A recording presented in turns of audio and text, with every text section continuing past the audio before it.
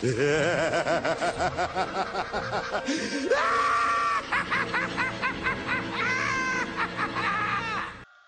there, folks. I'm Joshua Orro, the Mustang Prince, and welcome to Mustang Prince Oral Reports. It's time to go back to DC Comics again, and what better hero to talk about during this haunting season than my favorite Caped Crusader of Vengeance, Batman. Now, the reason why I say Batman is my favorite is not only because he's dark and that he fights crime at night, but I like many different weapons that he uses, and his Batmobile, in my opinion, is really hardcore. Also, out of all the villains that Batman faces, there's one who's the most twisted, the most psychotic, and most evil out of all of them. The Joker. And why do I think that? Well, it's only because the Joker is an evil clown-like villain, and he has a warped, sadistic sense of humor. Also, the Joker uses his expertise in chemical engineering to develop poisonous or lethal concoctions and thematic weaponry, including razor-tipped playing cards, deadly joy buzzers, and acid-spraying label flowers. No matter what movie he's in, like Tim Burton's Batman, Christopher Nolan's The Dark Knight, or Suicide Squad, the Joker will always be threatening.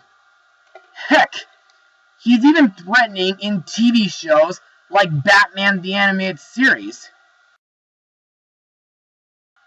But has anyone thought that the Joker could have an appearance in Batman Beyond? Well, luckily, that's the subject of my blog tonight. Released a video and DVD on October 31st, 2000, Halloween. The movie is Batman Beyond: Return of the Joker. Now let's get started. In the Gotham City of the future, an older Bruce Wayne trains a college student named Terry McGinnis to replace him as Batman. Meanwhile, the Joker has mysteriously re-emerged as the leader of the Jokers, a gang inspired by their evil hero, who was previously thought to be dead. Terry tries to stop the theft of the communications gear by the Jokers, but the Joker narrowly escapes. The truth about the Joker's life and death slowly emerges through violent confrontations. So, what do I think of this movie?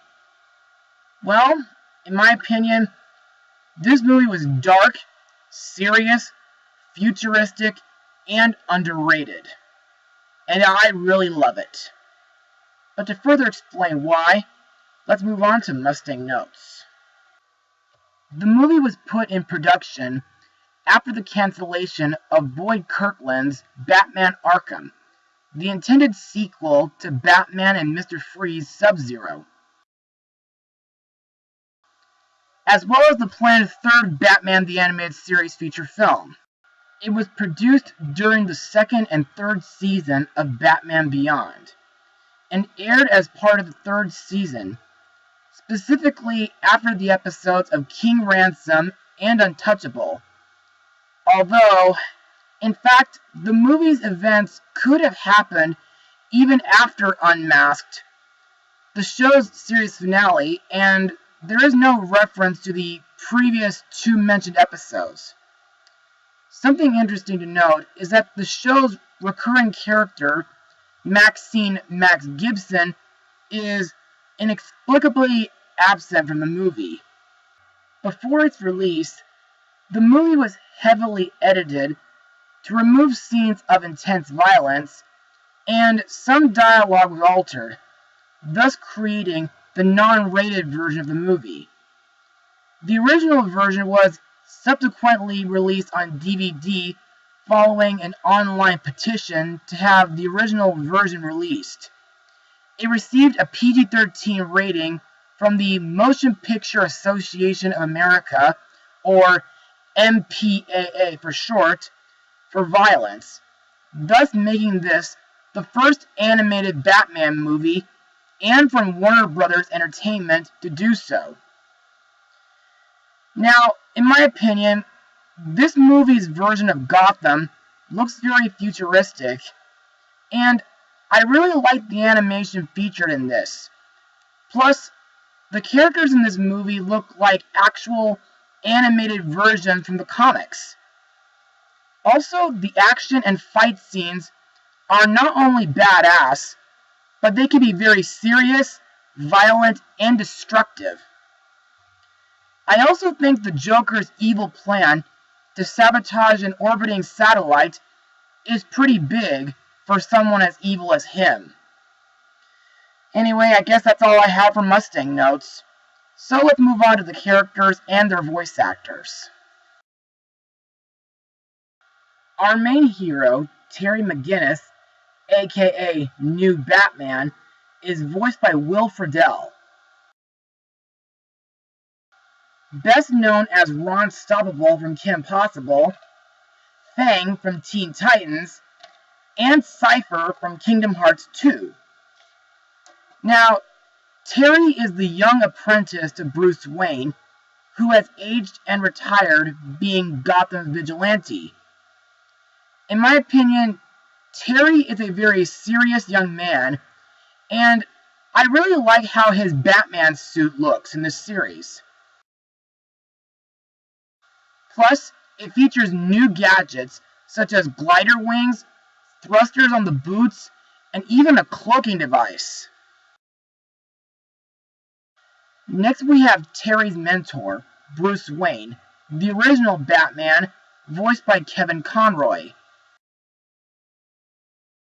In the movie and in the TV series, Bruce has recently reassumed leadership of his company, Wayne Enterprises. To me, while mentoring Terry, Bruce is strict and serious, but he's still a caring father figure. Plus, I think his dog Ace is kind of cute and loyal. Next up is Police Commissioner Barbara Gordon, the former Batgirl, voiced by Angie Harmon. Best known from Agent Cody Banks and Fun with Dick and Jane. In my opinion, Barbara may be distrusting around Terry, but I like the scene where she tells him about the last time when she, Robin, and Batman fought the Joker 35 years prior, which was a very shocking scene in my opinion. Next we have Bruce's old sidekick, Tim Drake, the former Robin, voiced by Dean Stockwell. In this movie, Tim is now in his 50s and works as a communications engineer.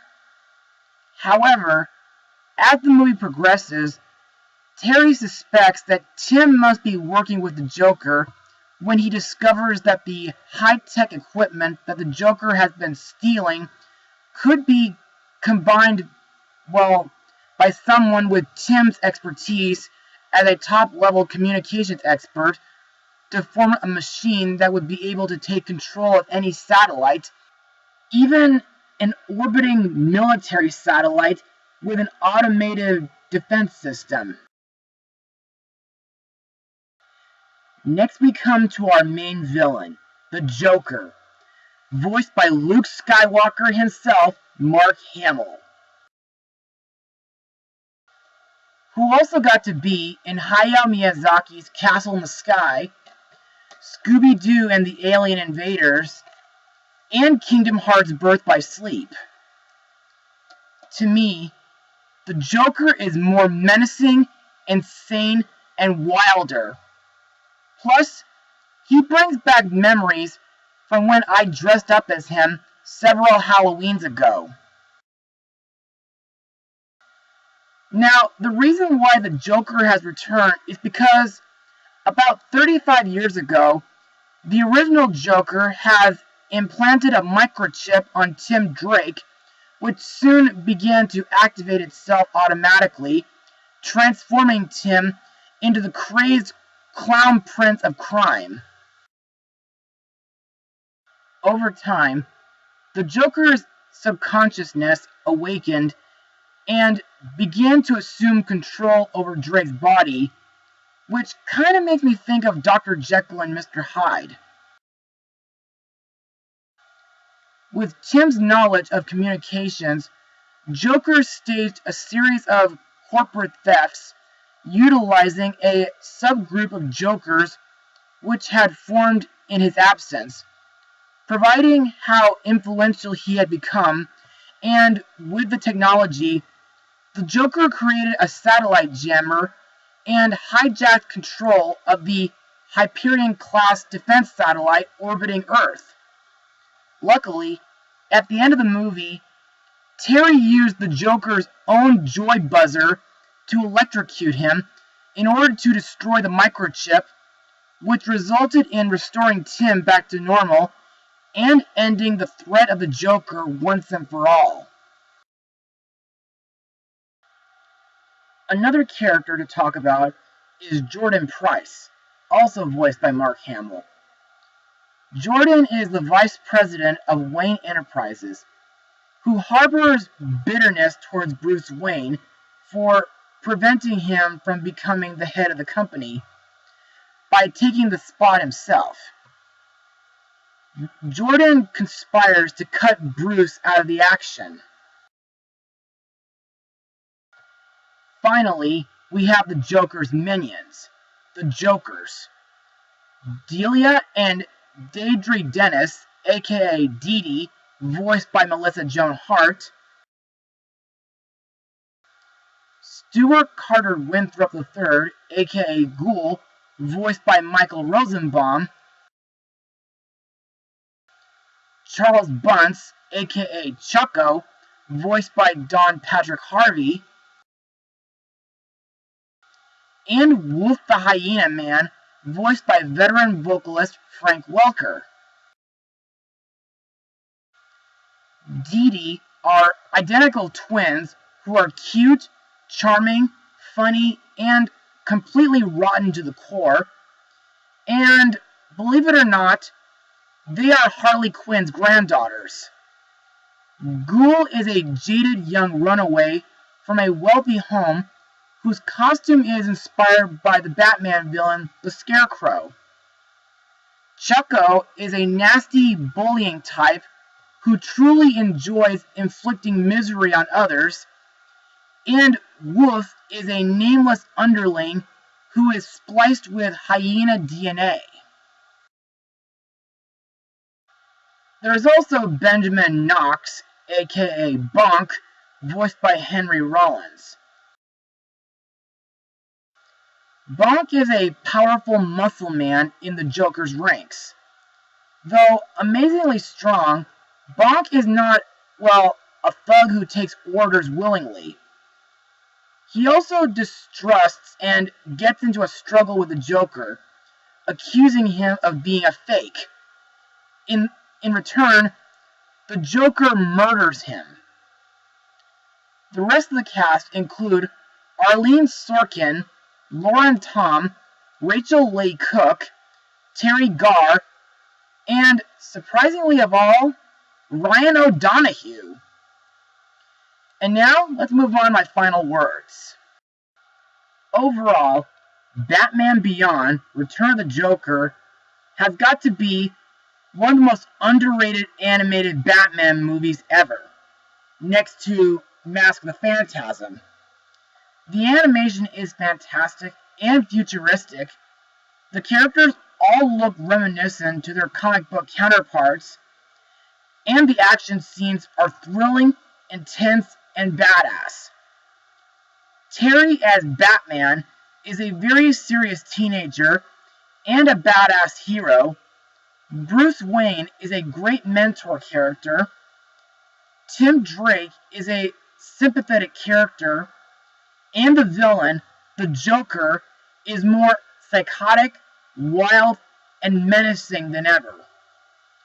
I recommend this movie for anyone who are either DC comic fans, Batman fans, or just superhero fans. However, I wouldn't really recommend little kids to watch this movie on their own. But, on the other hand, this movie is tamer than the recent Killing Joke movie. Anyway, I give this movie a full 100%. Also, just recently, I hear that the Joker will be returning to the big screen next year. Which sounds pretty interesting to me. Anyway, that's all for tonight. Be sure to join me again for my next vlog. Mustang Power!